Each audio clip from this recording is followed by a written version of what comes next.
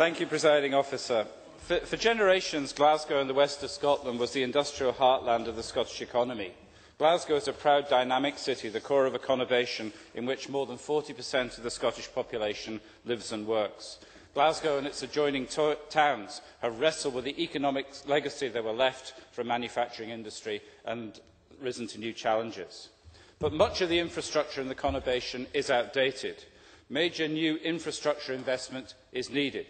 In part, this has been recognised. The replacement of much of the wastewater system in the east of the city has been listed as one of the projects in the National Planning Framework. The Scottish Government has also taken forward the M74 link, regarded by business and local government leaders as vital in unlocking traffic congestion in and around Glasgow, especially at its worst choke point, the Kingston Bridge. However, major investment requirements do not figure either in the Strategic Transport Projects Review or the National Planning Framework. Glasgow has two rail systems, lines that go south and west and lines that go east and north from the city.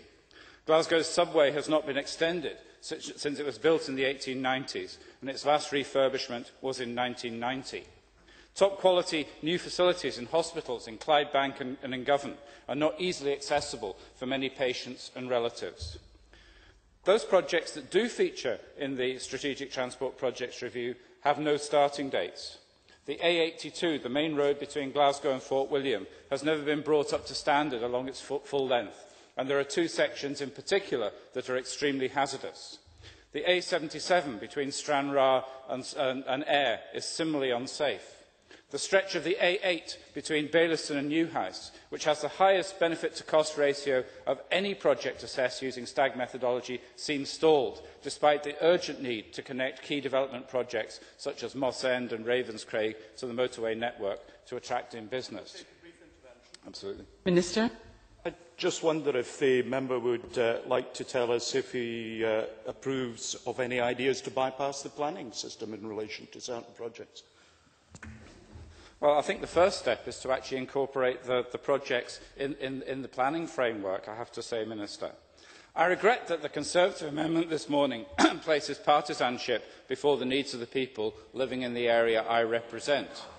That my constituents are not particularly interested in Punch and Judy politics, especially at a time when their jobs or those of their friends and neighbours might be at risk. The attention of elected representatives of the west of Scotland is, or ought to be, focused on the impact the current downturn is having in Glasgow and the former shipbuilding and heavy engineering towns that surround it. Figures released last week showed that the increases in the numbers of those claiming benefits are significantly higher in local authorities like North Ayrshire, Western Bartonshire, Inverclyde and Renfrewshire than elsewhere in Scotland. Of the core cities in the UK, Glasgow was the third worst affected after Birmingham and Leeds. There are some things that the UK Government has jurisdiction over, the tax and benefit system and macroeconomic management, which are being actively discussed at Westminster following yesterday's budget. In this chamber, those speaking on behalf of the west of Scotland should ask themselves what we, as Scottish parliamentarians, can contribute towards laying the foundations for longer-term prosperity. Investment in transport and infrastructure projects plays an important part in economic success.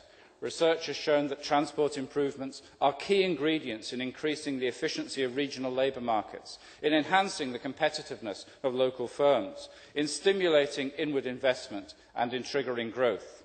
The Eddington report, which is the most systematic appraisal of the contribution made by transport investment to economic performance, concluded that for maximum economic benefit, transport investment should focus on supporting economically vital locations, congested urban areas, interurban corridors, ports and airports, where that investment is most likely to stimulate further growth. The Government's investment plans, as set out in the Strategic Transport Projects Review and even the National Planning Framework, have been influenced by Eddington's thinking. Ports and airports feature prominently. But too many projects in the most urbanised region in Scotland, an area which is vital to Scotland's economic well-being, have been omitted or given no place in the spending programme, which amounts to the same thing. I haven't read all 3,000 pages of the STPR, but the apparent exclusion of both Glasgow Crossrail and Clyde Flashlink The latter, supposedly on the basis that it is a regional project, is unjustifiable. I'll maybe let the Minister respond in his contribution. Both projects score far higher in the assessment process than other projects that have been included on the list. I'm sure the Minister will say that he doesn't have the money to do all he would like to do, and I accept that. I am deeply conscious of the financial overhang of the fourth replacement crossing. But many people in the West, in local authorities and the business community, feel shortchanged by the STPR, feel angry that this government was so reluctant to abide by its own criteria in determining what projects were or were not on the list of the 29 projects, and feel let down where projects are included by the lack of firm dates or firm commitments to construction. By the way, I don't think the current government is necessarily better or worse than the previous coalition administrations in this regard. I was openly critical of some decisions made by previous administrations on transport priorities where I felt that political rather than hard economic criteria appeared to drive decision-making. But I think we should do things in the right way, and I hope members of other parties will join Labour members now in speaking up louder for the West of Scotland, putting the case strongly for key infrastructure projects that are vital for the economic and social well-being of the region we represent. My colleague Jackie Bailey will make the case for the A82 and Michael McMahon will focus on transport issues in Lanarkshire. So let me speak about Project 24, West of Scotland Strategic Rail Enhancements. I'm pleased that there are discussions going on between Strathclyde Partnership for Transport, Glasgow City Council and Transport Scotland, and that studies are taking place on public transport in the conurbation. But neither Fastlink nor Crossrail can progress much further without firm commitment from the Scottish Government. At stake is not just the transport infrastructure to link developments along the Clyde corridor and access to key sites, including major hospitals through Fastlink, or the linkage of 220 stations across Scotland via the cross-Glasgow movements that Crossrail would permit, but also access to key Commonwealth Games sites via segregated bus, light rail and heavy rail. Time and time again, we speak in this place about modal shift, about reducing congestion and climate emissions, and about improving public transport.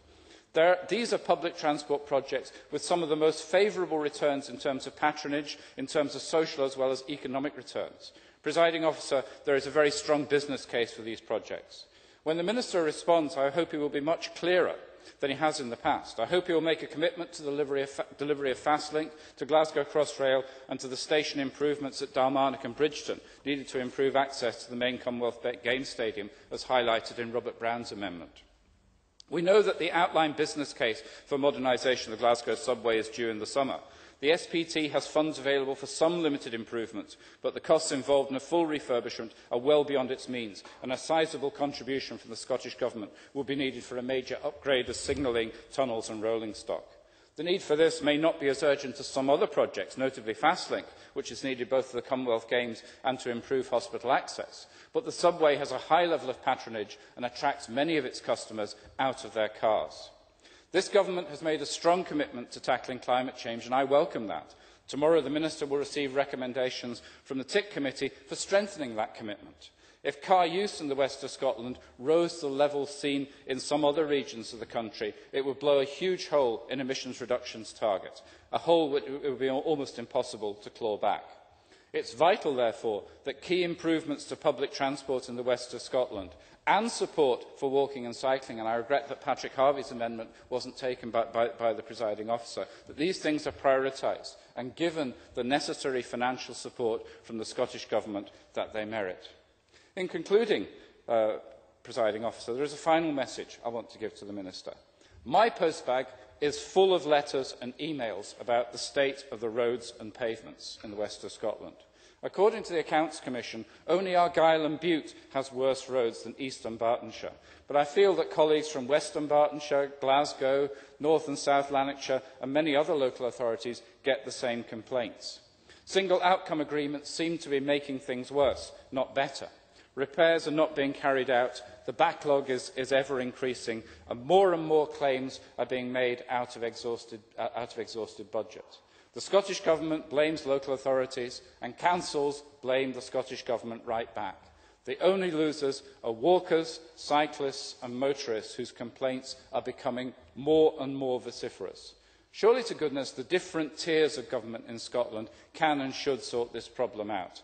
I look forward to the Minister's response on this issue, but also on the transport infrastructure needs of the West of Scotland and the focus that the Scottish Government is going to put on delivering the transport needs needed for improving economic performance at a time when the economy of the West of Scotland is under such pressure. Thank you very much, Presiding Officer. I move the motion in my name.